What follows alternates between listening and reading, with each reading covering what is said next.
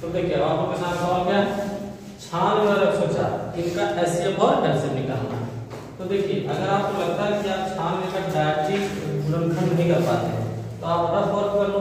क्या करना है बता रहा है 104, तो इन दोनों संख्याओं का रफ वर्क में ये जान लो कि इनका आभाज्य गुणनखंड क्या होगा। जैसे कि आज के बाद आपको नहीं आ रहा है, बार-बार दिक्कत आ रही है, तो देखिए यहाँ से रफ वर्क क्या लिया जा रहा है, रफ कार्य।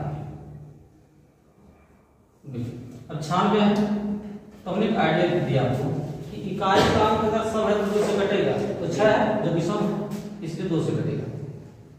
2 4 8, 2 8 16, 2 दूना 4, 2 4 8, 2 1 कम, 2 दूना 4, 2 6 12, 2 3 6। इस तरह से आपको पता चला कि 96 के आभाज्य गुणनखंड कौन कौन से हैं। तो हल में आप लिखेंगे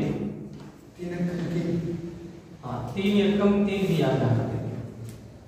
96 का आभाज्य गुणनखंड 2 गुणे 2 गुणे 2 गुणे 2 कितनी बार है, 5 है, तो ये 5 बार हो गया, ठीक है। और 3 ये हो गया 96 का आभाज्य गुणनखंड। अब कौन सा 104 का भी आभाज्य गुणनखंड कर लीजिए। 2 25 10, 2 दूना 2 3 4, 2 6 12, 2 1 कम 2 3 6, 13 1 कम 13। तो इस तरह 104 का भी आभाज्य गुणनखंड आप लिख लेंगे। अब आपको निकालना क्या है, एचसीएफ निकालना है।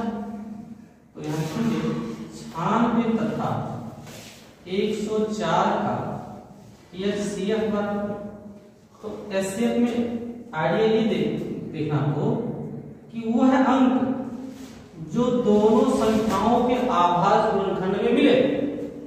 तो दोनों संख्याओं के आभाज्य गुणनखंड में क्या मिला है, ये 2, दूसरा नंबर का 2, तीसरा नंबर का 2, बाकी ये 2 2 3 और 13 ये छूट गए। क्योंकि एचसीएफ में करना क्या है, दोनों संख्याओं के आभाज्य गुणनखंड में अंक मिलने चाहिए। अब जो अंक दोनों के आभाज्य गुणनखंड में मिलेगा उन्हीं अंकों को लेकर के गुणा कर देना है। तो अब देखिए क्या मिला, 2 गुणे 2 गुणे 2 गुणा कर दिए 8, 3 का हो गया एचसीएफ। एलसीएम निकालना है पुनः 96 तथा 104 का एचसीएफ बराबर, सॉरी एलसीएम लेंगे, एचसीएफ तो हो गया है, एलसीएम अब उन अंकों को लिखेंगे जो दोनों में मिल रहा है। अच्छा ये जो हम बात बता रहे हैं ये 3 का निशान लगाया जा रहा है, ये समझने के दृष्टिकोण से है। इसको इस तरह से आप जब एग्जाम में लिखेंगे तो इसका करने की कोई जरूरत नहीं है। आप सीधे सीधे समझिए कि केवल एचसीएफ में उन अंकों को लिखना है जो दोनों अंकों के आभाज्य गुणनखंड में मिलेगा, और एलसीएम में उन अंकों को लिखना है एक बार जो दोनों संख्याओं दोनों के आभाज्य गुणनखंड में मिलेंगे, और जो अंक छूट जाएंगे उनको भी लिख लेना है। तो यहाँ ये 2 3 बार मिल रहा है, इसको पहले लिख लीजिए।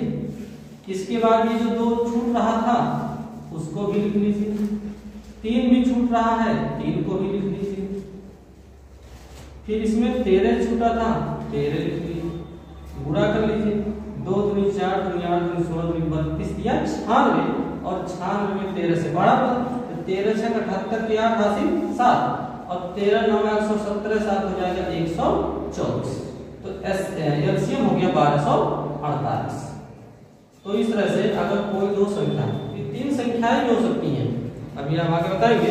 2 अंक को समझिए, अगर 2 अंक दे दिया और उसका कहिए कि आभाज्य गुणनखंड में, यहाँ पर सवाल पूरा लिखा है, बस याद रखिए कि आभाज्य गुणनखंड में से अगर एचसीएफ और एलसीएम निकालना है तो सर्वप्रथम आप क्या करेंगे, दिए गए अंकों का आभाज्य गुणनखंड लिखेंगे। फिर एचसीएफ निकालते समय उन अंकों को लिखकर गुणा करेंगे जो दोनों अंकों के आभाज्य गुणनखंड में मिलेगा, और एलसीएम निकालते समय उन अंकों को एक बार लिखेंगे जो दोनों में मिलेगा।